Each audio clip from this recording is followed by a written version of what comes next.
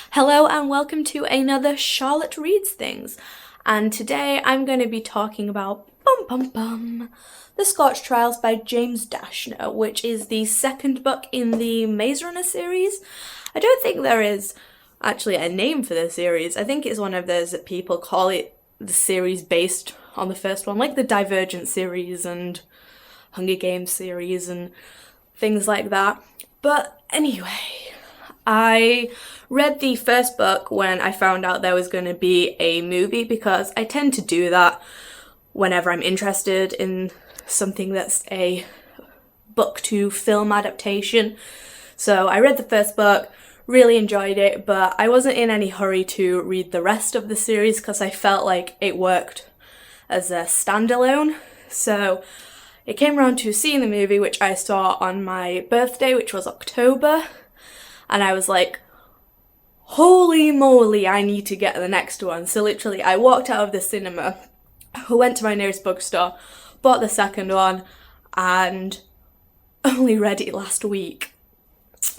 Which is a prime example of how behind on my TBR I am, considering that I bought that like several months ago, and I've only just gotten around to reading it. But seeing as I think filming has wrapped up now because there's a trailer out and things, my book jar decided that now was the perfect time to read it, seeing as the film is out in September 18th, I think, in the UK. I'm not sure if it's the same date worldwide, but I finally read it.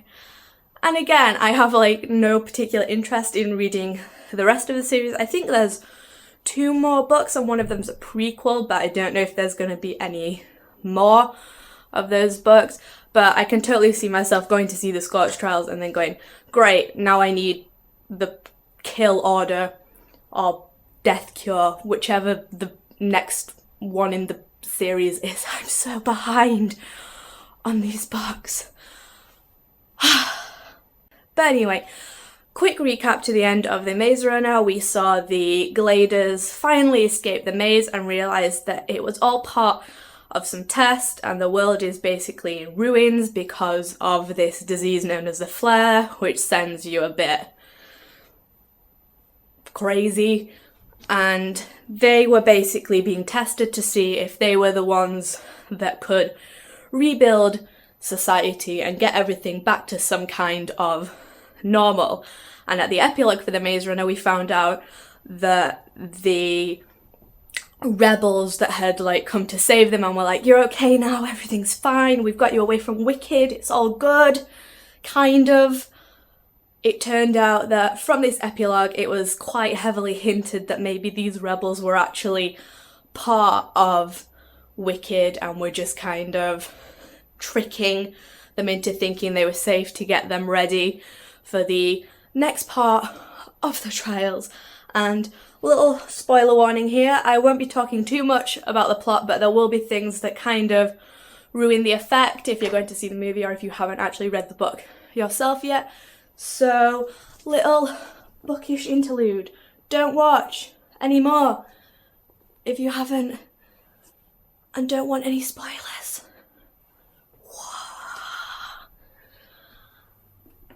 Are you still here? If you read the book, I hope you would be. So they get taken to this little safe place, I'm assuming, and they get fed, everything's going kind of well for the ones that are left that are still alive. And they get introduced to this man who's throughout the book is called Ratman, who is, I think his name is Jansen, when I checked the cast listing for the movie, who is played by Peter Baelish from the Game of Thrones series, which already makes me not trust him because I watched the trailer for the Scorch Trials while I was reading this book and I was like, yep, I don't trust him. Nope, something's not going right here. And I was correct, because they find out that they're basically being prepared for another test. What?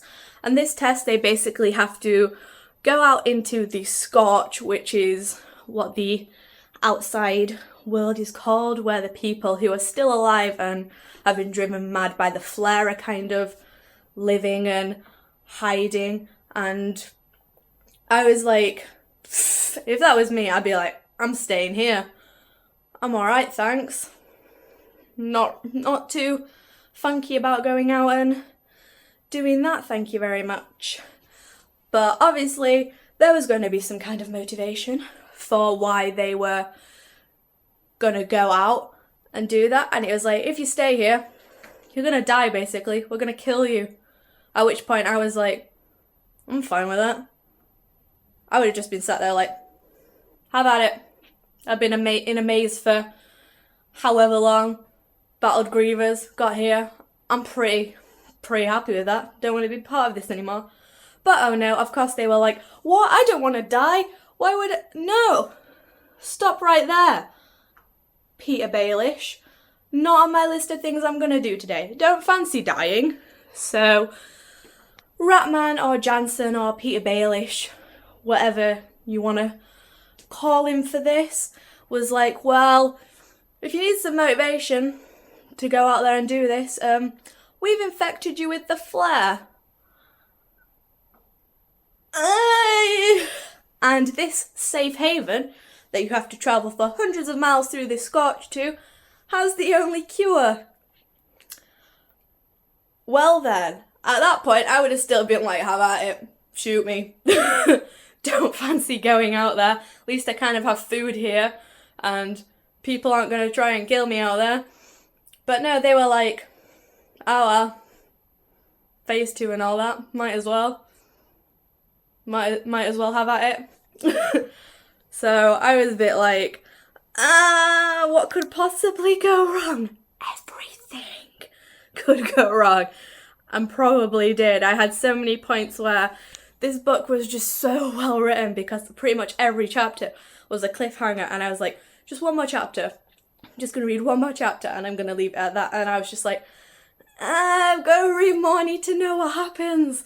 So obviously they decide, yeah, you know what, don't want this flare and I want to live, so I'm just going to go out into this Scorch. So intense. In terms of a rating system, and yes, I think I am going to do that because I know someone who hates rating systems, because you could give something 4 out of 5 stars for whatever reason and have that in the 4-star category, and have something else that is in that category but isn't like 4 stars in the same way. So just to annoy him, I gave this book 4 out of 5 stars, and the thing that stopped me giving it 5 is Thomas.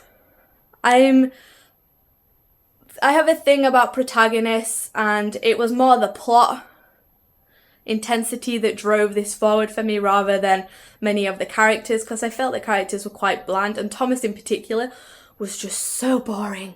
Like, if this book could have followed anyone else, it would probably have been so much better, but I get why it had to be Thomas, given he was like working for Wicked before he ended up being put in the maze. And I just found him, it was just like, yeah, alright Thomas. Nothing much there that really made me go, yay, Thomas. He asked like too many questions all the time. He was just questions. But then I found myself at a lot of points going, hang on a second, this guy's just here, behind an invisible wall, ignoring you, and you can't get to him, and you're just fine with that? Guys, what's up with that? So, if I was any character in the Maze Runner, I would probably have been Thomas, so who am I really to judge?